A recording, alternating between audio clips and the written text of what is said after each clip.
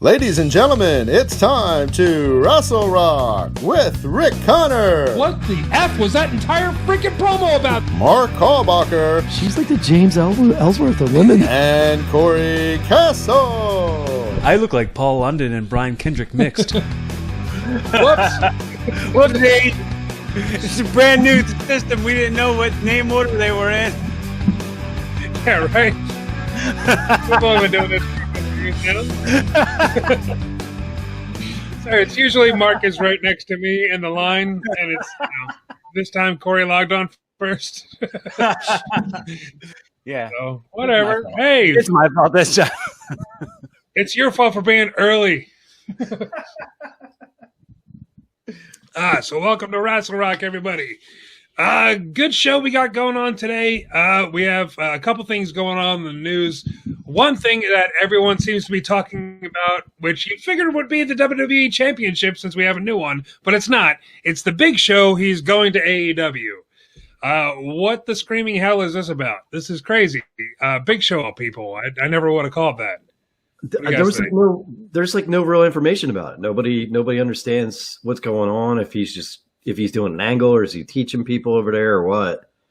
But from what I heard, a lot of people in WWE were kind of shocked that he even went. But can you blame him for the treatment the last time he was on television? He just got berated by Randy Orton, and That's supposed to be like the motivating factor in it. He was so angry about how he was portrayed on television. He was like, "Look, I'm being a goodwill ambassador for the company. I have a Netflix show where I'm the Big Show. I'm representing what the family values of WWE are, and then you having me punked out on TV. That kind of stinks."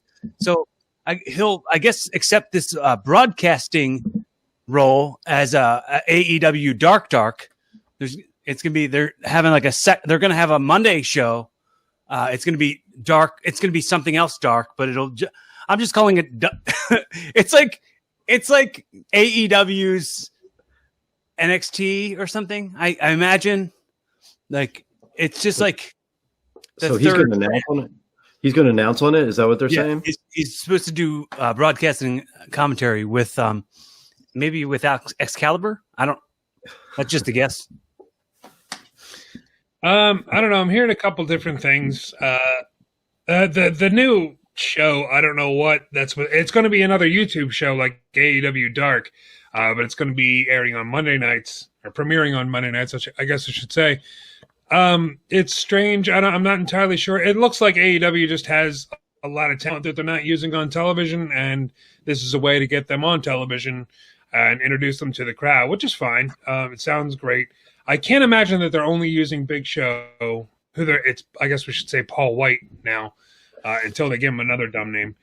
I'm guessing they're only using him as a commentator for the time being, but I can't imagine he left the WWE, which he's been at since 1999, for a commentator role. Most likely he's going to be in the ring sooner rather than later, because I'm guessing, he still thinks he has a couple more matches in him.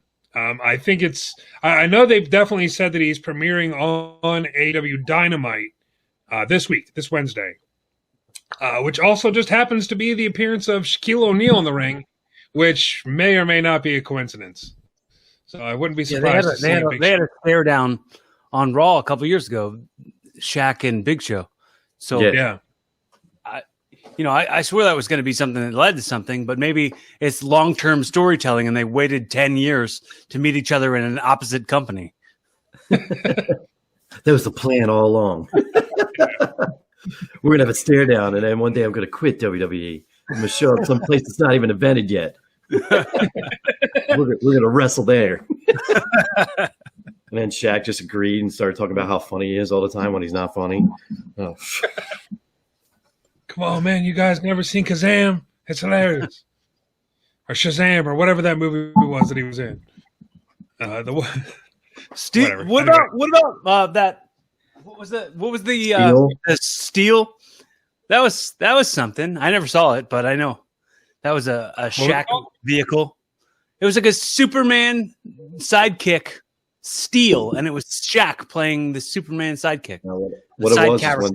What it was is when Superman died, 4 characters like rose out of him, and they were all like Superman like imitations, and Steel was one of them. And somehow Shaq's like, I want to play him. It's like nobody even cared. Like that whole entire storyline flopped.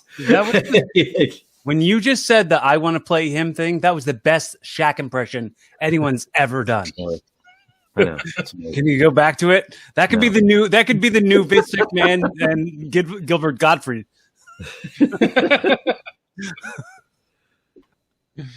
Stone Cold Steve Austin. Stone Cold Steve Austin having a conversation with Shaq about WrestleMania in front of a crowd. Have you guys been watching this show this year? I can't do it, man. It's not good. It's a lot of like hard editing. Like you can tell it's like a 3-hour conversation. They chop down the little like clips. It's so hard to watch. I watched the Steve-O one. The whatever Steve Austin. The straight up Steve Austin. No, yeah, drives famous people in SUVs, and I only watched. I watched the first season, but I didn't watch this one.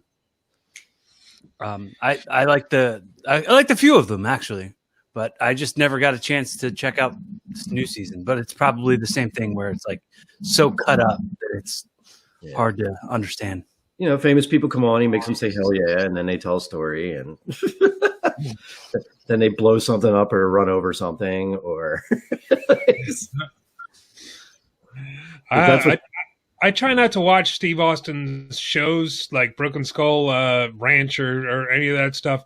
I'd much rather watch Steve Austin on other shows. Like, did you guys see him on Hot Ones? Trying not to cry when he was eating hot wings? That's hilarious. I'll watch that. I didn't know he did that. Yeah, it's on YouTube. If you get a chance, check it out. It's pretty funny. Because Austin's like the ultimate badass, trying to like keep a straight face while like he's sweating and everything else. Trying to choke down this ultimate whatever the super fire Diablo sauce or whatever it's called. So that's a good one. Definitely check that out. I'd much rather see Steve Austin on other shows. Not too much else has gone on, but with Steve Austin, the Broken Skull Sessions, I think it's called, with Sasha Banks appeared the other day. I saw a couple things. It's a little too gaga for me. It's a little too like scripted, I guess. It's very bland, very nothing too edgy going on here. It seems like they reined in Austin after the Dean Ambrose interview when that went south. It seems like now he's basically just giving them softballs, and he's not really allowed to talk to them like he wants to. Yeah, some of the people they're interviewing haven't wrestled long enough to really be on there for me to be interested in hearing what they have to say, because they just really don't have anything to say, really. The last one. Go ahead, Cory. I think that it's a give and take, kind of like a thin line there, because the Glenn Jacobs one, the Undertaker one, those were really good, and those were just Steve Austin saying what Steve Austin wants to say. But you could tell, like, anytime it's somebody from a generation after his, it's not going to be as easygoing. Like, that's why the Dean Ambrose one might have went south. Like, that one did suck for sure. The last one that I watched that I actually liked was the Paul Heyman one, but that's just because Paul Heyman has just had such a great mind for the business.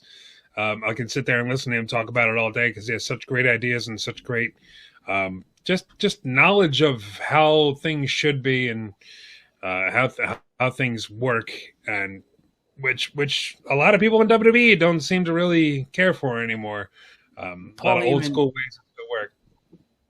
Paul Heyman has an amazing ability to recognize potential and utilize it really hard. Utilize utilize and emphasize like the best parts of something, and sort of like have that be so highlighted that you don't see what the flaws are and whatever. Look what he's doing with Apollo Crews now. I mean, Apollo Crews is like complete transformation into a heel with his scarf now, and the Nigerian story backstory. It's really well done, and it's a guy that desperately needed something because he's so talented and hasn't done anything in almost 4 years now. It's ridiculous. Yeah. Well, it's an amazing escape from the happy, smiling, happy to be here character that he has been for those last 4 years, where he's just all teeth. Like every time you look at him, it's just like,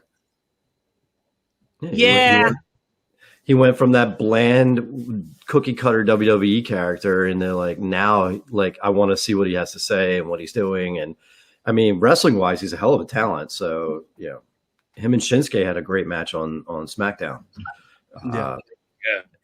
So like, it's a shame, but like, I don't know what it is, but WWE just can't do faces anymore. They can't do good guys. Except for Drew McIntyre. They're really just dropping the ball with every good guy they have. And once they turn heel, it's like, oh wow, now this is more interesting. How long until Baby Bunny goes heel? Bad Bunny. Oh, Bad Bunny. I'm sorry, I said the wrong guy's name. It's the Road Bunny. Wrong Bunny. Bad Bunny. I'm all right with the Bad Bunny stuff. It's he's bringing fresh eyes onto the product, and he's selling a lot of merchandise. So. Just it's as long as it stays in the 24/7 title genre, whatever that part of the show, and it's not like, oh, Bad Bunny will be in Hell in a Cell match with blah blah blah, whoever. As long as it stays over there. As long as we don't get like Bad Bunny and the Miz at WrestleMania for the title, I'm fine with it. Yeah, well, I was listening to Simon Miller's podcast, and some dude suggested that. He's like, well, how about the Miz wrestles on the first night against Bad Bunny and then wrestles with the title the second night? I was like, one, I don't think the Miz has it in him. 2 matches in like 2 days on like a major pay-per-view. Like, nobody's going to want to see him twice. And no, I don't think Miz is even going to have the title by time WrestleMania. I think Bobby's going to rip it off him at the next pay-per-view. I think Bobby Lashley's just taking it from him. If not this Monday. Doesn't he have a title shot with him this Monday? Yeah. Yeah, this Monday we're going to get Miz and I almost said Miz and Bad Bunny. We're going to get the Miz and Bobby Lashley for the WWE Championship. I don't think it's going to change here. I think that they are going to wait for the pay-per-view. That'd be the way that I would book it, because why give it away on TV? Why not build it a little bit? But I loved how it went down. Miz pretty much hired Bobby Lashley to beat up Drew McIntyre so he could run in and cash in. That's a brilliant storyline, and he promised him a title shot. And that's like old school WWE. That's $1 Million Man Ted DiBiase stuff. Like that's really cool. I like that kind of stuff. So hopefully they drag it out a little bit just until Fastlane next month. Yeah, and the Miz was great how he tried to back out of their agreement on top of it. Yeah. It's like and then Bob, what did he say? He said something. He's like, "I'm gonna hurt you," and then he leaned in. He's like, "And it's gonna be awesome." I was like, dude, nobody's been booked stronger than Bobby in the last 6 months, besides maybe Drew McIntyre and of course Reigns. But dude, he's my favorite thing to watch on Raw. I just love everything he's doing right now. Even in defeat, he's just annihilating people. So, but yeah, I like this Weasley Miz trying to hold on to the belt. But I got a weird feeling they may end up giving it up on Raw. Why not? There's nothing exciting happening on Raw anymore. Why not have a title change on Raw?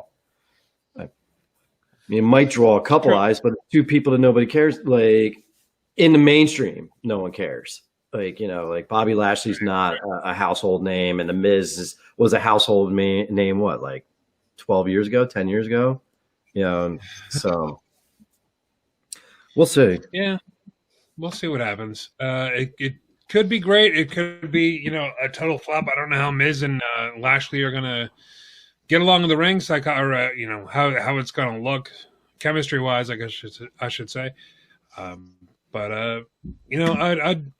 I think the safe money is that Bobby Lashley is going to be going into WrestleMania as the champion, possibly against McIntyre. And I think that's great. I think that's a great way to go about it. It's something that I sure as hell didn't call. I thought that it was going to be McIntyre and Sheamus all the way. So I'm glad to see it. So that's we have something exciting to look forward to on Raw now. Raw has been sucking ass for the last at least like 3 or 4 months now. So it was rough to get through this Monday, and he actually had more like storyline for a change. He had a lot going on, but I don't know. I think the 3 hours is finally starting to wear on me. Like that, like the NXT that extra half hour or whatever hour they added to it, like it turned NXT into a slog. Like trying to watch that now, it's like it just seems forever when it used to be an hour and it was over and you were done. And it's like 3 hours. It's just like, come on, man. It's just too much. And they still can't figure out what to do with the 8 billion wrestlers they have, like storyline wise. Yeah. I don't know. I mean, we've come up with things time and time again of what they can do, like turn 1 hour into like a pre-show or turn the last hour into something completely different or whatever, Well, they gave us what, like 15, 20 minutes of Charlotte yelling at her dad again. And it's like, it's just like, I can't deal with Ric Flair just looking like a chump. It's just, it's heartbreaking the way they make him always look like a sap anymore. So they can try to get her over, or I don't get it. And then, we didn't even talk about it. Asuka gets her damn tooth kicked out. Yeah. Damn, Shayna booed her right in the face. I didn't know that it was that bad. And then I saw a slow-mo cap of it. And I was like, wow, dude, like that's something you don't really see is women getting their teeth knocked out in a wrestling ring. That was kind of horrific. Yeah. I mean, Shayna Baszler's, you know how legit Shayna Baszler is with her background and everything. The kick itself, I keep on wanting to blame Nia Jackson. I'm still looking for a way to do it. She just happened to be in the ring. But, she was there. She was just there. She was there. She was there. It was her fault. It's totally her fault. She was involved. I say, get rid of her. Get rid of Nia Jax. Now, Baszler, you could tell immediately as soon as it happened, like she got down for the ground and pound, and you could just tell she was like, "Are you okay? Oh my God, I am so sorry. How hard did I hit you? How many teeth are you missing?" But Baszler's a badass. This is like an isolated incident with Baszler, so I'm not too concerned about it. It's not like she's been hurting people. So Asuka will be all right. She'll just a little bit of dental surgery and she'll be okay. But, only $10,000. She'll be all right. Only 10 G's to get her teeth replaced. She'll be fine. She's paying for it. Shouldn't that be the policy? If you knock somebody's teeth out by accident, you should be the one who pays to have them fixed. I would think so. I mean, who knows with the way WWE is and their healthcare and all that other stuff, or lack of healthcare. Was doing the ground to pound on top of her. She was like, "I'll pay to have them fixed. I swear, I paid all." I think less of a policy and more of just to be nice. Yeah, common decency. Right. It's like you injure somebody, you have to help pay the medical. A couple things happened this week on Raw and SmackDown. We have a little bit more of a clear picture of Fastlane. It's looking like they're setting up Roman Reigns and Daniel Bryan. After this past week, Jey Uso was in there with Bryan. They wrestled to a double countout, and then on Talking Smack, Bryan came out and talked to Paul Heyman, and they're setting up a steel cage match for this week's SmackDown against Jey Uso with Daniel Bryan. So, again, it's stipulation that if Bryan wins, he gets the title shot at Fastlane. I don't think he's going to win, but I don't think he's going to win the title. But it's looking like we're going to get Daniel Bryan and Roman Reigns. Fastlane. What do you guys think about that? Do you think they're trying? Is it just like a transition match into Mania, or do you think they're trying to put D-Bry into Mania in a 3-way with him and Edge? I'm thinking it's just kind of like the placeholder. Full of placeholder. energy today, guys. Can you tell? It's like dying. I drank half a bottle of Japanese whiskey. That'll do it. That'll knock you out for the next day. But no, I'm thinking this is just that match that you have to go through, that storyline that you have to go through to get to the main event of Mania. It's that one last championship match. This is why I think WrestleMania should be in March all the time, just because you have the Royal Rumble, and it's like, okay, it's going to be this person going for the title, that person that won the Royal Rumble, and then you have Elimination Chamber, and then you have Fastlane that you have to deal with. So it'll be like, this person's going to shot to main event WrestleMania 3 months from now. It's like there's just too much. There's too much content. There's 2 middle pay-per-views, just too much. Like it's like, and they book for the pay-per-views, and it's like, and then Mania is just here, and all the matches are like announced like 2 weeks before Mania. When you used to have like a clear picture of Mania, and then they would build it for a month or so before. And like, I wish they would eliminate one of these pay-per-views and just do the build instead. Yeah, I agree. Yeah. All the way. I think they should probably eliminate. I mean, I as much as I love the Elimination Chamber, I would eliminate both of those pay-per-views. And it'd be fine. Put it in December. That's one way to do it.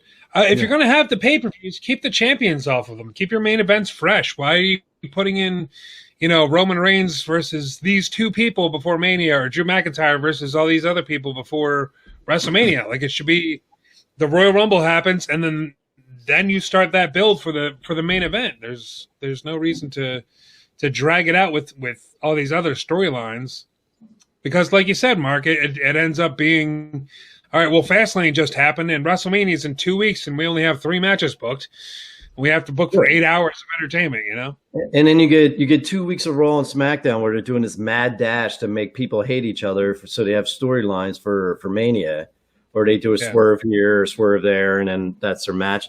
It doesn't seem like what they used to do, whereas Mania was like planned. I know they can't because with COVID, but it's just, they're not even planned out like 2 months from the pay-per-view. Like, it used to be 6 months. It used to be 6 months out, and now I don't know. It's I mean, I'm looking forward to, like, I think Edge and Roman Reigns is going to be really good, but so far, what else is on Mania? What's on the card?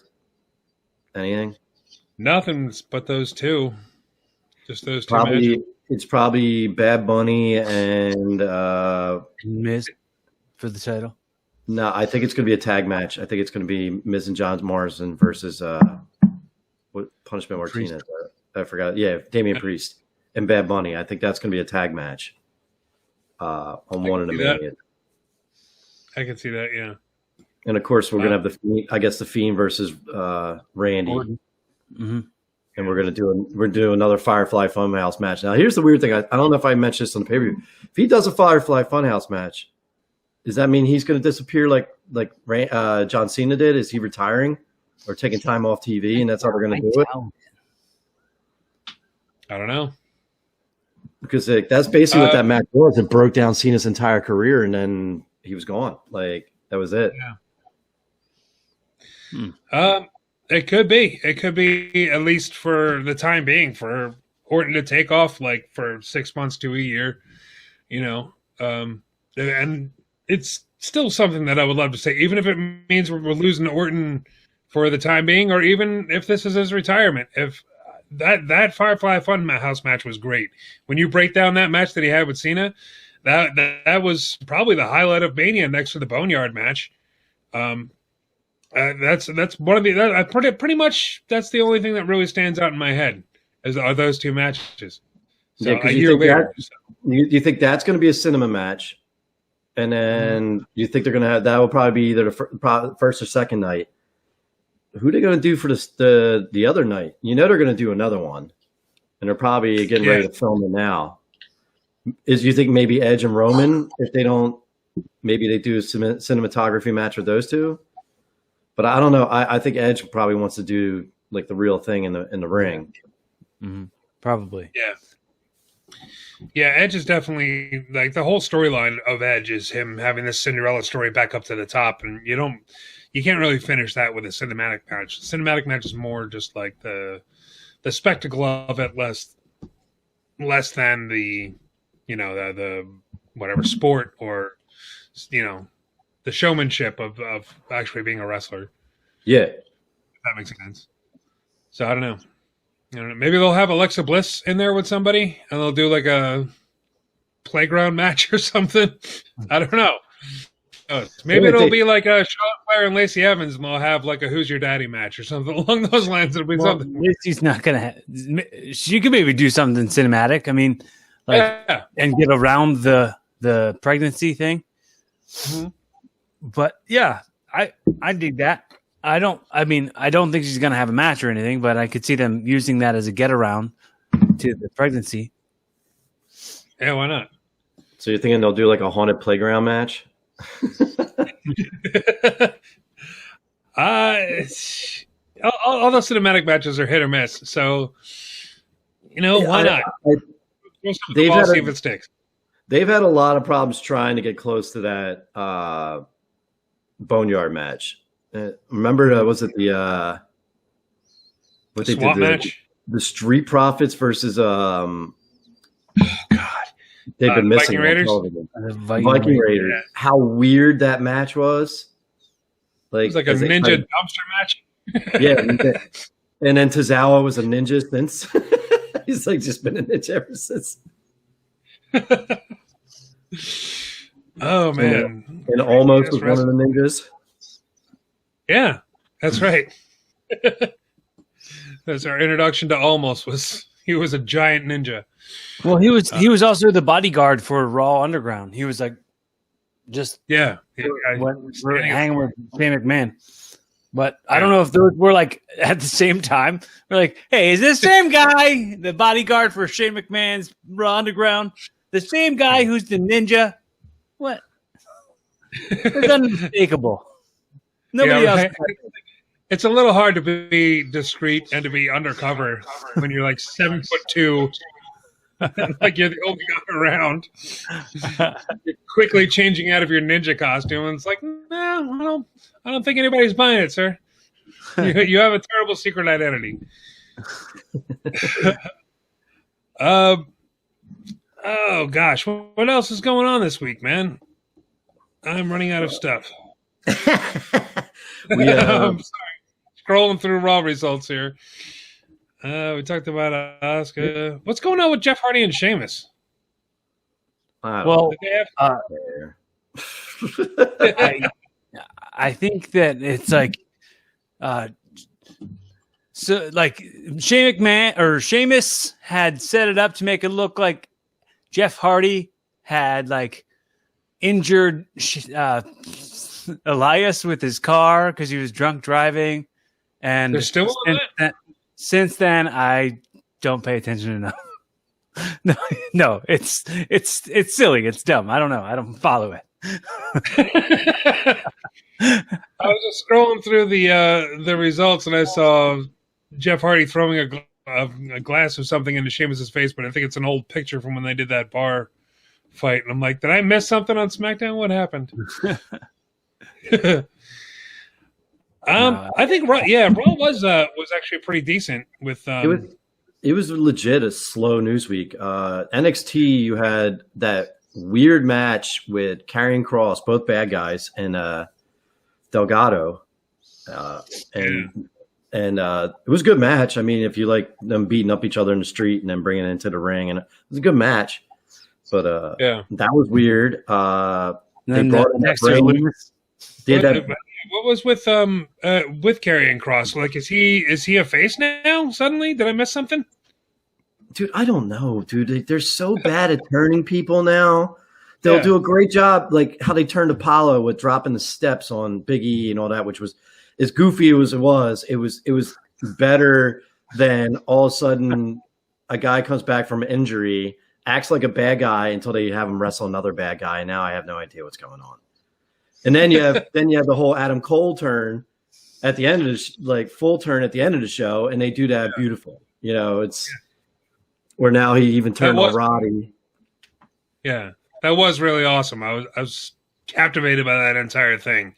The whole, you're my brother, I love you, we're gonna fix this, we can do this, and all this stuff. And then it was just a straight dick punch. It was like not even like a low blow. He just bam right in the junk. That was it was quick and it came out of nowhere. Him walking away saying, "I am the Undisputed Era," like it's me, I'm the Undisputed Era. That was really good. That was a great thing. And now it's a whole situation of where do we go? Like, are Roddy and Kyle O'Reilly and Bobby Fish, are they keeping the Undisputed Era alive, or is everybody going to go their separate ways? What's going to happen when Kyle O'Reilly comes back? I'm loving this. It's a great way to split them up. Not only that, the title picture in NXT is like crazy. You have Karrion Kross trying to get his belt back that he never lost. You have Adam Cole going after Finn Balor. You have, you still have Kyle O'Reilly in the title picture, but they're probably going to go after Adam Cole. So do you have like Adam Cole take the belt off him, and then you have a big match between Kyle O'Reilly? It's like they have all these like what ifs like going around and it's nice. Whereas WWE, it's just someone just walks up and has to have a title shot, and they have a title shot. You know, it's nice to see like all these guys are all fighting for the title, and then you have Roddy now. Like, does Roddy like get in the way of Adam Cole trying to win the title because he's going to fight him now? And yeah, where is Bobby Fish? Is he injured again? He's been off television for months. I mean, he's a lot older than the crew. Yeah. But yeah, from what I'm hearing, he's still out with an injury, and he's probably going to be out for a little while longer. So, I mean, the geezer. Go out with what's that? Well, he's an old geezer. Well, he's the old, like I said, he's the older. He's the elder statesman of the group. I mean, do you remember the last time he had an injury and he came back without hair dye and how gray his hair was for a while, and then all of a sudden it was dyed like 2 weeks later?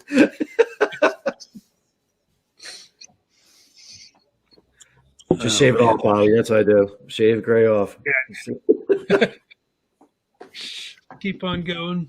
Just keep it in the beard. Just push it all down into the beard. Oh God, my stupid beard that from a distance, it looks like I don't have a chin. Like I don't have any hair on my chin. Oh my goodness.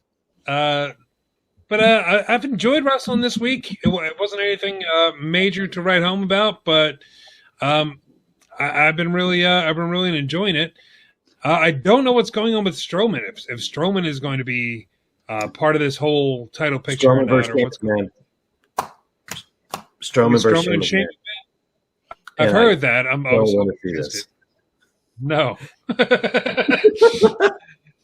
It's not something that I really think we need. I don't think we really need any more Shane McMahon matches. It's pretty much, when Shane came out, something.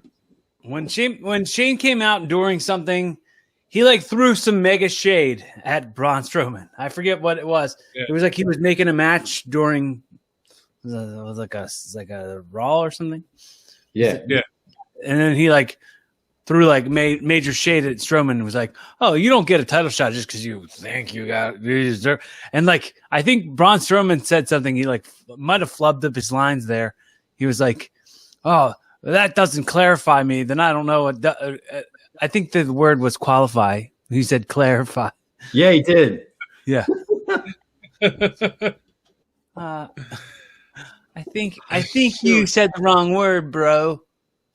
What a mess. That guy's just no. I don't think anybody's fallen harder on Raw than Braun Strowman. Like, from his title picture to him going crazy during the whole swamp match and all that, and now he's just, what did someone call him? the soldier version, like toy version of him now, because like he keeps coming out in different costumes. Like, now he's like Soldier Braun. But,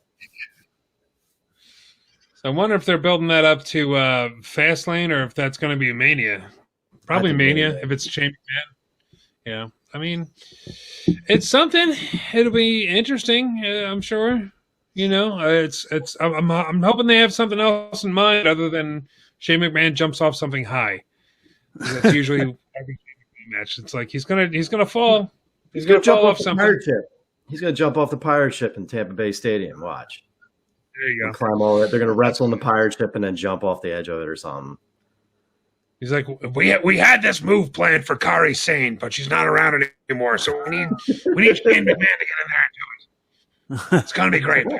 How dope would that be, if Asuka, Asuka's most likely going to be in a title match with probably Charlotte. If Asuka comes down to the ring with Kairi Sane dressed as a pirate like she used to, like just to walk her down to the ring, that would be dope. Just a one-time appearance to come out. Since that's what they're supposed to do with last time. Oh, Cory, you I right? think Cory, what happened? I was hoping my Eddie Valentine picture was still up there. But Cory's saying is still with the company, right? She's just overseas doing like ambassadors. Is that what it is? She's Is she an completely? ambassador? I don't know. That's what I heard she was doing. She was like, "Yeah, they're going to go over, send her over to Japan and be like a spokesperson over there and for WWE in Japan." That's what I heard. I don't know if that's true or not, but she might be completely done. I don't know. Had damn Nia Jax stepping in again, screwing things up. I know she said she wanted to spend more time with her husband and then left, so I have no idea. So nothing's been mentioned of her. Like, I don't follow enough Japanese wrestling to know if she's maybe doing something over there. I don't know.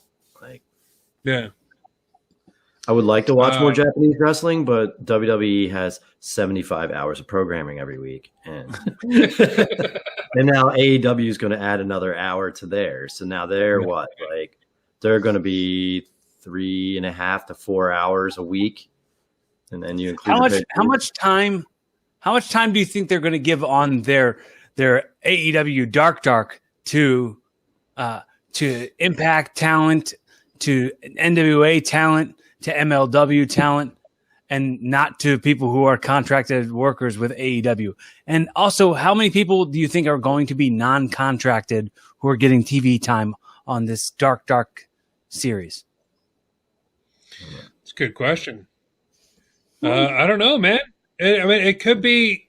This could very well be like a platform for those people that aren't necessarily under contract, for those people that are like, hey, we're going to bring you in, or maybe it's both. Maybe it's like, this person's under contract and we never see him on TV, so we're going to put him against this person who isn't under contract, and we're going to build up both characters. Like, but I mean, AEW Dark is already filled with people who are not contracted. Like, they're just independent contractors.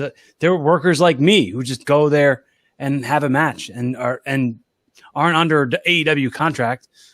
So it's weird to think, like, is AEW Dark Dark? I don't even want to know what it's called. I'm just going to keep calling it AEW Dark Dark. But is that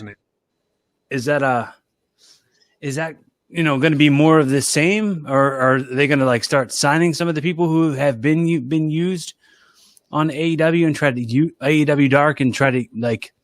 Well, maybe that's what they're going to do, is they'll have these MLW guys and some of the Impact guys come on there and then wrestle some of the, like Rick's saying, some of their like contracted people that aren't getting any screen time, but then they can put a face to these names. So maybe one of them will like stand out, and then AEW can like bring them up to, the main show, which is 2 days later, because they're doing a show Monday, Tuesday, Wednesday.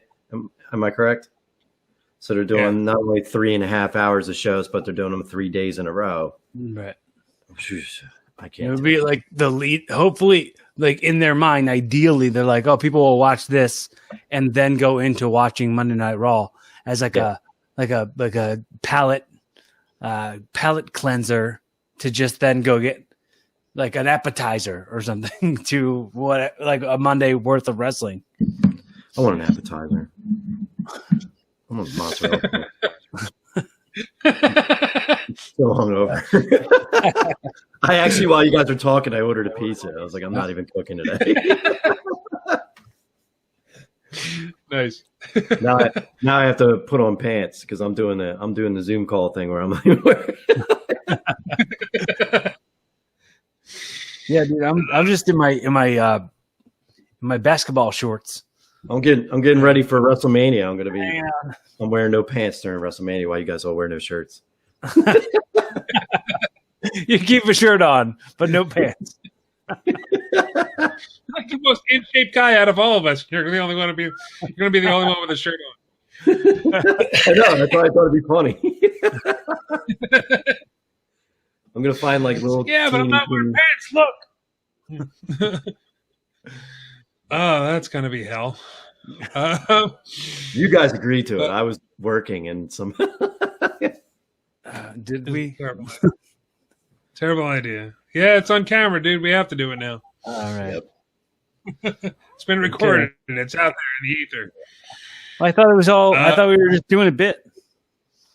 I thought we were just riffing. What the hell? Yeah, I thought we were just doing it. So we're all going to be without shirts, and Eddie Valentine's just going to post a picture of himself without a shirt? Is that what's going to happen? Or...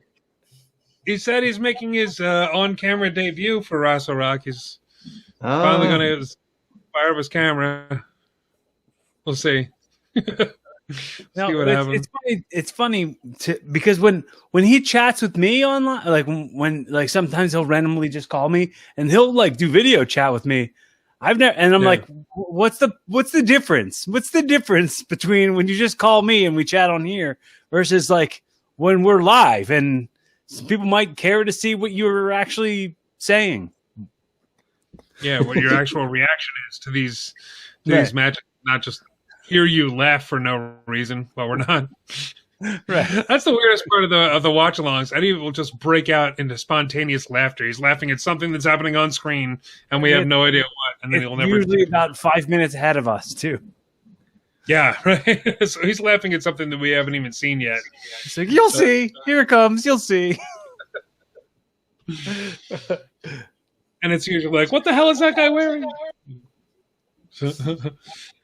But speaking of Mania, it looks like we do have one more Mania match, and not Shayna Baszler, Bianca Belair has picked her opponent. It's going to be Sasha Banks. We're going to get these two at Mania. That it looks like that's been pretty much cemented. It's going to be a good match. Going to be a good. Yeah. Especially, it looks like Banks is going to be working the heel role. I don't know how that happened. All of a sudden, she's. Her and Charlotte flip flop from heel to face so much, and it's and there's never any like rhyme or reason to it. They're both like basically big shows from 15 years ago. Like every time you turn around, but they don't even get like a cool heel turn. All of a sudden, they just get on the mic and start talking like they're heel again.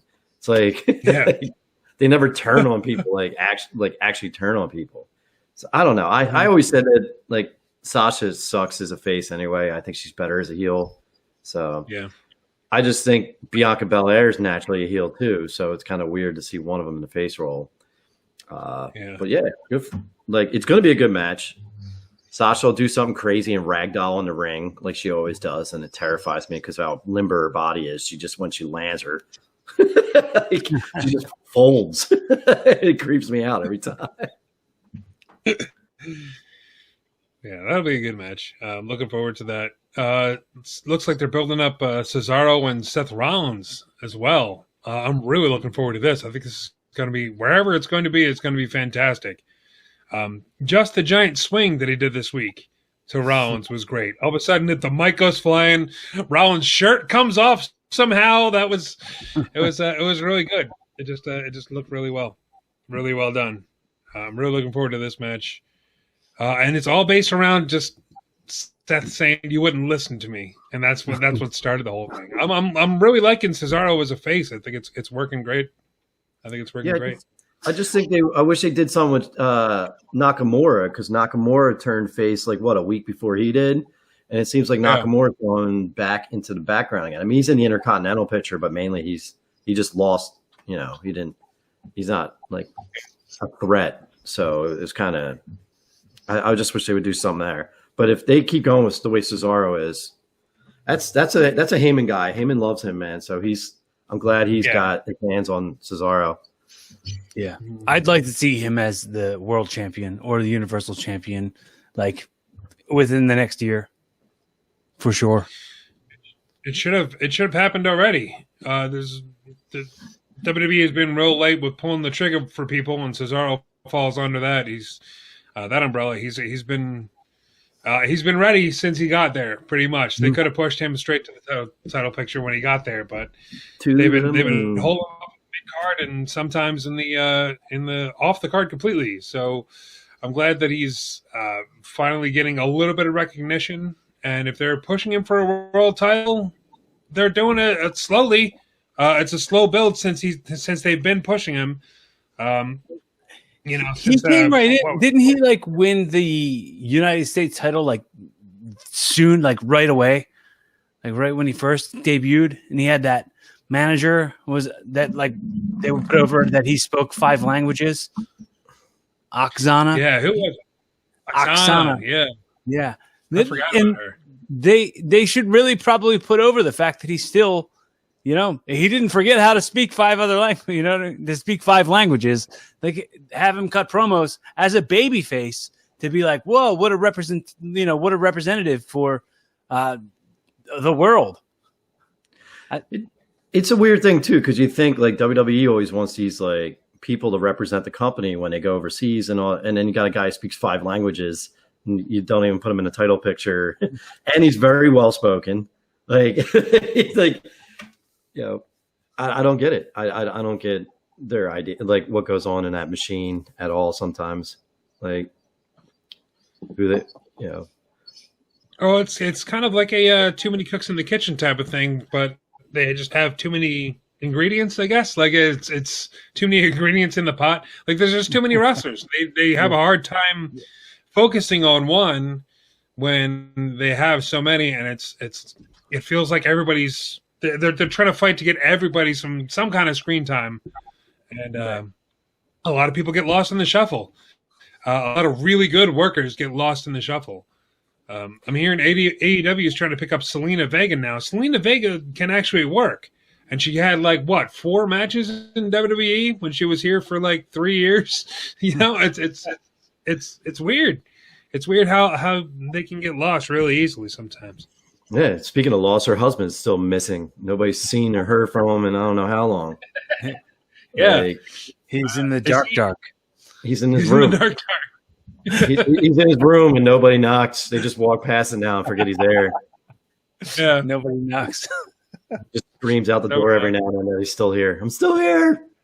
Someone knock, please. Stupid dark room. Anybody gonna knock? No? Okay. I'll just... Keep tape onto the door. Please knock. Please knock on this door, and tape it right to the door. Either that or he's at the old stadium still in his room locked and they forgot. They just left him there in the old. They're gonna go back there in 10 years, dusting cobwebs off of everything, and then they open up a door and Aleister Black was like, finally somebody knocked. Jeez. Aleister Black to the future. They go. Oh man! What a super talented guy is missing. What's that? I'm just saying he's just a super talented guy. He's just missing. Yeah, I don't think he's injured or anything. I think he's just off TV. They don't have anything for him, so they're just sitting on the sidelines. It sucks. Let's talk about people that aren't sitting on the sidelines right now. Let's go to this segment that we do every week where we shine a spotlight on the person that's shining the brightest out of everyone. Do it with Who Wins Wrestling. Who wins wrestling? Blah, blah, blah, blah, blah, blah. That's a good sing-along, Corey. You deserve to go first. I'm going to say Cameron Grimes, the $1 million man. Ted DiBiase is the redneck Ted DiBiase $1 million man. The character building and the all of it. It's just so good that it's that's what wrestling's missing everywhere. Maybe don't just put it at NXT. Put it at the main. I could see that being a main roster character, and this is just the grooming grounds for that. I could see it leading to him against Ted DiBiase at WrestleMania.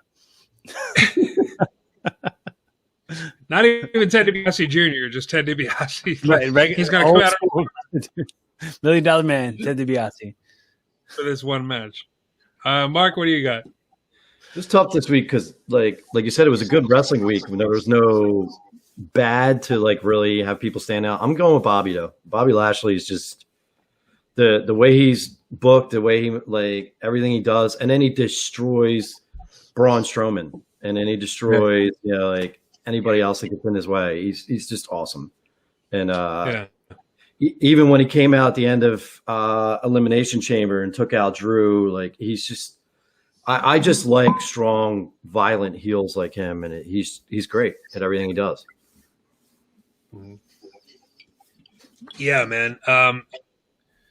Lashley's great. I'm glad that he's finally getting his shot. He got a little bit last year. When was that? Was that around Fastlane this time last year? No, it was after Drew won the title. it's like Backlash or something like that. He got a title shot. That's right when he first hooked up with MVP, and they got the Hurt Business going on. And now it's looking like it's just a continuation of that, and they're finally pushing him towards the title, which is great. And Bobby Lashley might be in the main event of WrestleMania this year, so that's really good. Speaking of people that are stepping out with the championship, man, I got to go with The Miz. It was a real chicken heel way that he did it, but Miz is now the WWE champion after, like 8 years or something like that. There's a big, long-ass gap between title reigns there for The Miz, and now it turns out he's the first ever, what it was, like the double... Two-time every champion, yeah. Two-time Grand Slam champion or whatever it is, where he won every championship at least once, and now he's won every championship twice. That's pretty amazing for somebody who's been like that chicken crap heel for a long time. To come out, cash in the Money in the Bank, and now he's the talk of the town. So good for the Miz. Miz is my pick. All right, folks. I think we're about to. I think it is a good pick. Yes, I think we all have good picks this week. I think I want to also mention something before I forget to say it. Did you guys notice that Bobby Lashley's been getting a mega push, like even more since they made him? Like they must have made him stop wearing the headband. The second the headband came off, like he was getting pushed to the moon. Like he must have went to Vince and he's like, "What do I got to do to be pushed to the moon?" And Vince was like, "Get rid of that stinking headband. I hate it." And he's like, "But I got issues with my tattooed on eyebrows. I don't feel very comfortable." And he's like, "Screw it. The headband. Everybody hates it." And he's like, Does everybody saying that they're hating the headband? Yeah. Everybody back here has said they hate your headband. Stop wearing it. Did they all say they hated my tattooed on eyebrows too? Yeah, but they hate that less than they hate the headband. Get out there and get your push.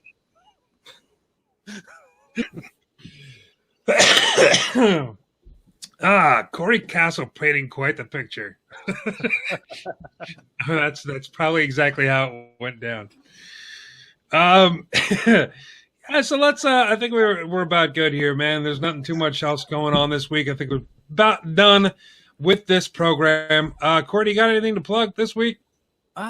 Just subscribe on YouTube to this channel as well as my channel, youtube.com/Cory Castle. You'll get new episodes as they post, and if you subscribe to Evolving with Cory Castle on any of the platforms where you can listen to your favorite podcasts, you'll get new episodes every single Monday. And I always say, if you like what we're doing, you like you like our opinions and stuff, let us know you exist. Comment on the video below and maybe give us some feedback on Apple Podcasts. And thanks. How about you, Mark? You got anything going on? How do you do this? There. Just follow that. That's my Instagram. Follow that. You're just showing us your finger. Look at my finger. Follow my finger. I got pizza on the way. I'm going back to bed for like a half hour.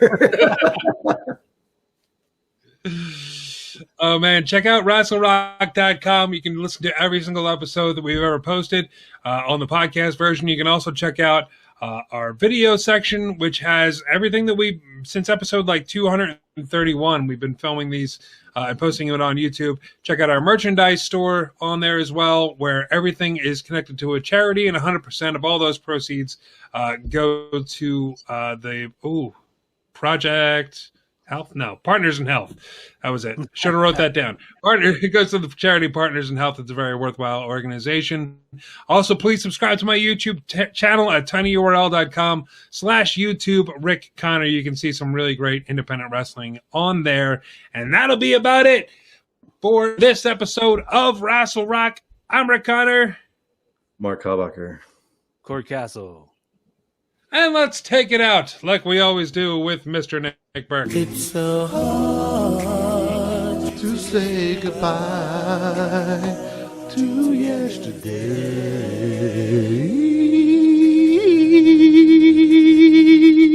Join us again for another episode of Wrestle Rock. This has been Jay Davis speaking.